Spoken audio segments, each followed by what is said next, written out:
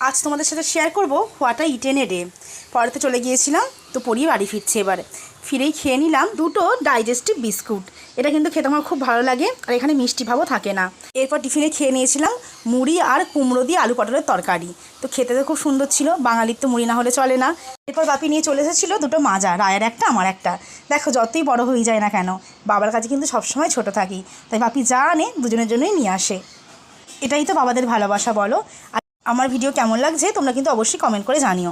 এরপর মেয়ের সাথে খেলেছিলাম একটু লুডো রায়ের সাথে। রায়ের এখন স্কুল ছুটি, খোলেনি, দুজন মিলে একটু লুডো খেলে নিলাম। পরে মা দুপুরে খাবার দিয়ে দিয়েছিল, সেখানে ছিল আলু সেদ্ধ, করলা আলু ভাজা, মোরলা মাছ ভাজা, পুঁটি মাছের ঝাল, আর ছিল টকের ডাল। বিকাল হতেই দিয়ে দিল আম। আম ছাড়া তো গ্রীষ্মকাল অসম্পূর্ণ।